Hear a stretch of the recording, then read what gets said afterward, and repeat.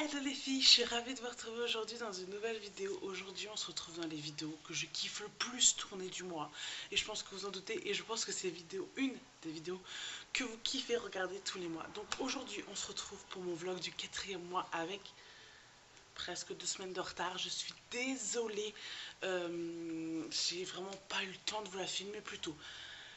Donc on va parler de mon 4e mois qui est un petit peu mouvementé quand même par certaines petites choses, mais qui reste dans l'ensemble assez correct, assez simple, assez voilà.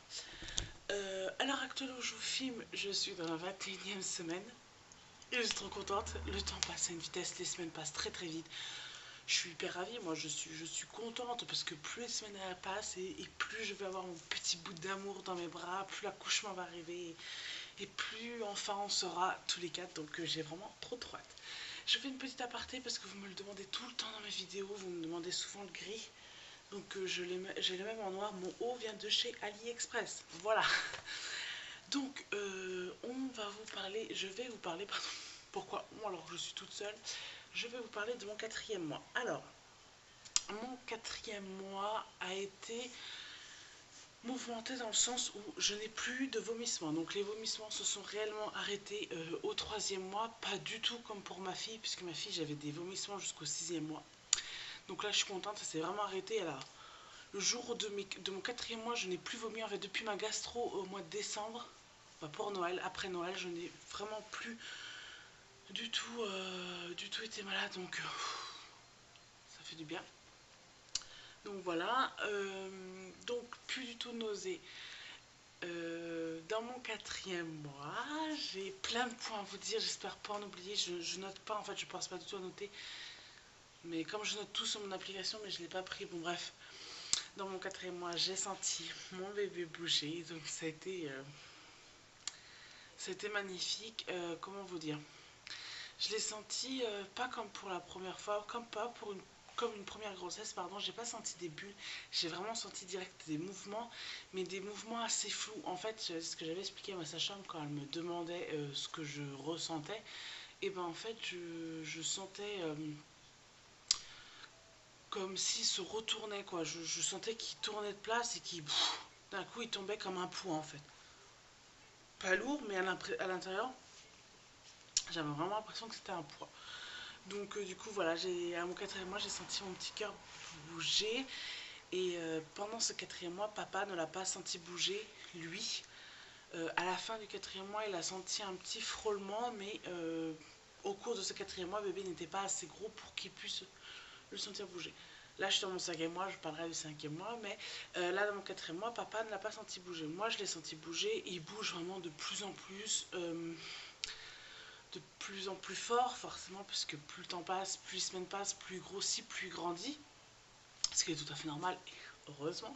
Mais ouais, je l'ai vraiment senti, je me suis vraiment ressentie enceinte à ce moment-là, parce que en fait, je vais vous dire, les 3 premiers mois, je savais que j'étais enceinte, mais je ne prenais pas de ventre, je ne sentais pas le bébé bouger, je vomissais uniquement. Donc forcément, je ne me sentais pas enceinte comme il se doit. Donc là, depuis que je le sens bouger, je suis vraiment très très contente. Donc j'ai dû le sentir une semaine et demie, 2 semaines avant ma fin de mon 4e mois. Voilà. Au cours de ce 4e mois, donc on a évoqué les vomissements, on a évoqué qu'il n'y avait plus de vomissements, pardon. On a évoqué que j'ai senti bébé bouger et on avait une échographie programmée le 1er février pour savoir le petit sexe du bébé. Alors, on avait déjà fait une échographie le 3 janvier. Et donc, du coup, là, elle nous en a reprogrammé une, pardon, parce qu'on voulait savoir le sexe.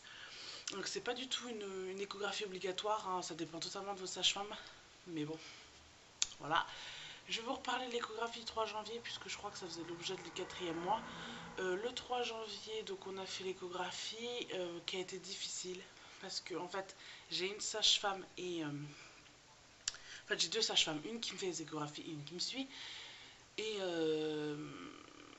celle qui me fait les échographies, c'est celle en fait que je vais retrouver peut-être théoriquement le jour de l'accouchement.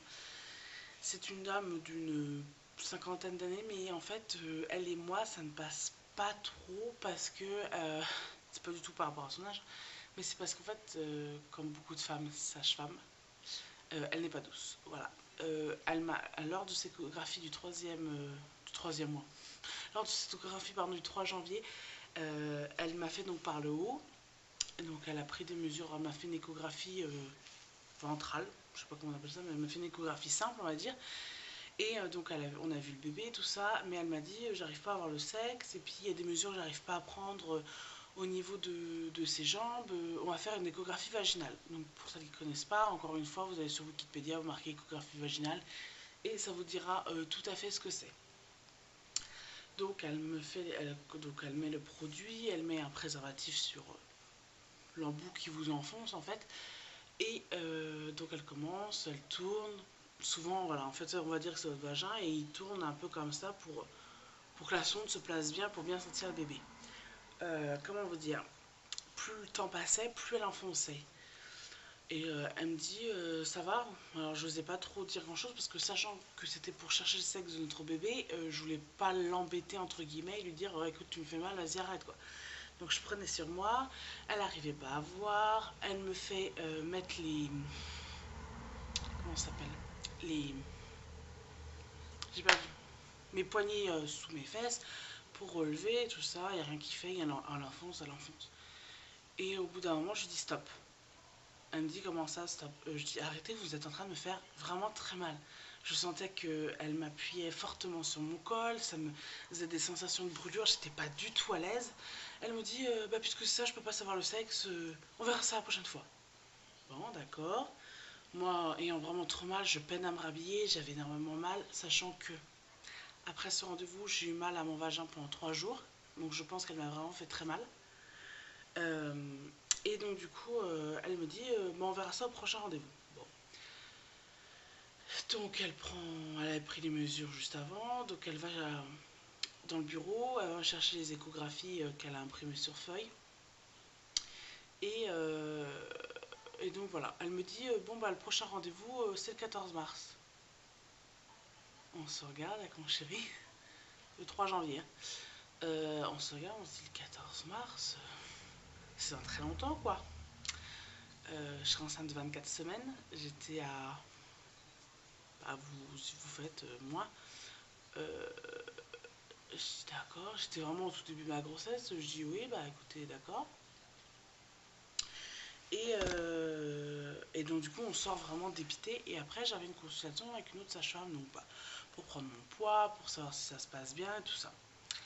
Pour me faire les ordonnances si j'ai besoin de quelque chose. Bon, on la voit, elle voit que je suis quelqu'un d'assez souriant tout le temps, et elle voit que là je ne souris pas vraiment, que je suis un peu dans mon coin et tout ça, et elle me demande ce qui se passe. Donc je lui explique, je lui dis que voilà, elle m'a fait mal, qu'on a dû stopper l'échographie, et que voilà, on n'a pas pu savoir le sexe du bébé quoi. Et là elle me dit, bah ça vous embête tant que ça, tout ça. Je dis oui parce que pour ma fille on l'a su super tôt, et enfin moi j'aimerais bien, enfin je suis quelqu'un de très organisé. Moi ma fille, pendant que j'étais enceinte, à mon 6e mois, ma valise de maternité était bouclée. Donc je dis là, je dis on va se revoir le 14 mars, je commencerai mon 6e mois et ma valise sera pas bouclée. La chambre sera pas prête, il n'y aura rien de fait, donc je dis oui, je suis un peu en panique, j'aimerais bien savoir maintenant. Elle me dit bah écoutez, on va vous laisser vous reposer tout ça, donc on va refaire une échographie le 1er février. Le 1er février, je retombe sur celle qui, donc ma deuxième sage-femme, qui me fait l'échographie.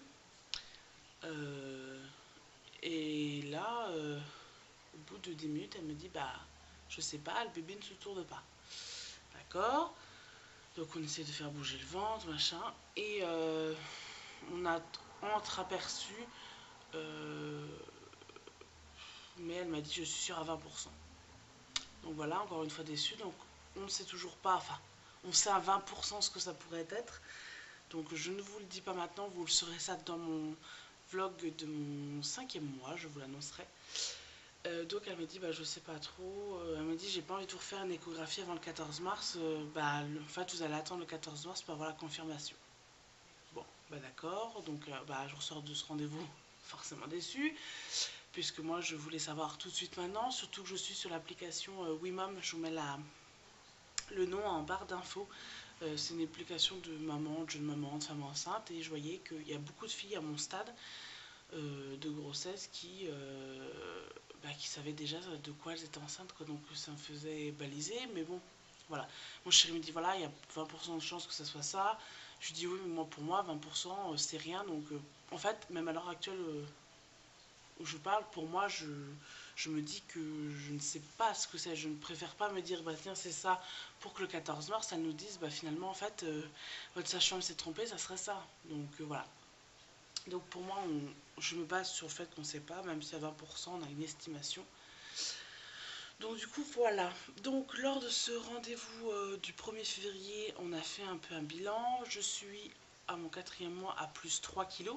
Là, je suis à mon 5e mois, mais j'étais à plus 3 kilos, donc je suis très contente. Puisque pour ma fille, j'avais pris 8 kilos. Là, pour l'instant, j'en ai pris 3. Donc potentiellement, jusqu'à la fin de ma grossesse, il m'en reste 5 à prendre. Je me dis que voilà, j'aimerais bien faire 8 kilos pareil comme pour ma fille. Ça me va, je les ai perdus direct. Donc voilà, et donc elle m'avait fait faire des prises de sang avant ce rendez-vous du 1er février. Et là, pareil, comme pour ma fille, je fais du diabète de grossesse. Donc pour celles qui ne savent pas, ça s'appelle du diabète gestationnel. Pareil, vous allez sur Wikipédia, vous marquez diabète gestationnel. Et donc du coup, elle me dit, bah il faut se repiquer, en fait, comme je faisais pour ma fille. Je ne l'ai pas pris. Non, je l'ai pas pris. Pour vous montrer, mais c'est une petite boîte. Vous avez des aiguilles, vous piquez le bout des doigts 6 fois par jour, donc avant repas, les 3 repas par jour, avant repas et 2 heures après repas. Et ça vous donne un taux qu'il faut noter sur un cahier et ça vous donne votre taux de diabète. Voilà, donc ça, j'ai ça à faire jusqu'au 14 mars. Je suis hyper ravie, c'est hyper la merde. Mes résultats sont, comme pour ma fille, élevés en fait à jeun. Donc voilà, si j'ai trop fort de diabète, j'irai voir un diabétiste et je serai sous insuline. Donc voilà, je n'espère pas en venir jusque là, je ne sais pas. Alors les risques de diabète, c'est simple, c'est de faire des gros bébés. Voilà, c'est pas bon pour le bébé ni pour vous, enfin ni pour vous ni pour le bébé en fait d'avoir du diabète de grossesse. Mais voilà, ma fille faisait 4 kilos à la naissance. À l'heure actuelle, à 2 ans, elle pèse même pas 10,5 kg. Maintenant, c'est devenu une crevette comme ça.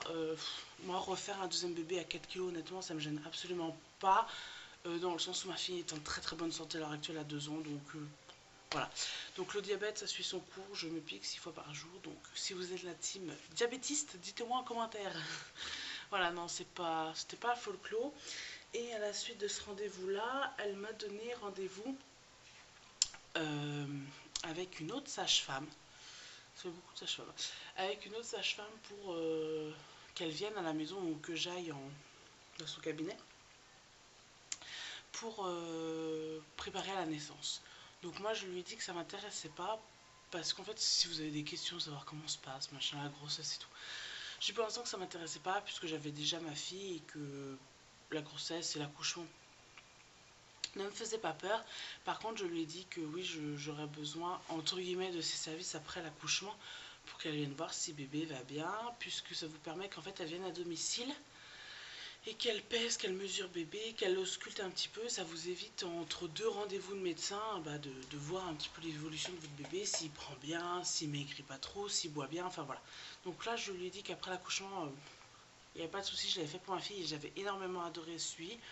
Pour ma fille, je l'avais fait pendant ma grossesse parce que forcément c'était la première. Je l'avais commencé qu'à mon 6e mois parce qu'avant je voulais pas. Et j'étais contente parce que pendant les 6 premiers mois de la vie de bébé, en fait elle venait entre les rendez-vous des médecins. Donc c'était plutôt pas mal. Comme ça on savait s'il y avait quelque chose ou quoi. Donc voilà. Donc son 4e mois, je pense que c'est tout. Ah non, et un dernier point. Dans ce 4e mois, j'ai eu ça et j'en ai encore dans mon début du 5e mois. Je fais des cauchemars. De tout et de rien, des choses réelles, des choses pas réelles, des personnes de ma famille proche, des gens que je ne connais pas, mais je fais des cauchemars et je me réveille toutes les nuits aux mêmes heures, 2h45, 3h45, 4h45. C'est ces 3 heures-là où je me réveille toujours parce que j'ai fait un cauchemar. Et ça me... Honnêtement, ça me bouffe beaucoup. C'est vraiment très très difficile parce que moi, j'ai jamais eu ça pour ma fille, mais j'ai vu sur l'application WeMom justement que il y avait beaucoup de mamans qui avaient des cauchemars pendant la grossesse, ça m'est jamais arrivé.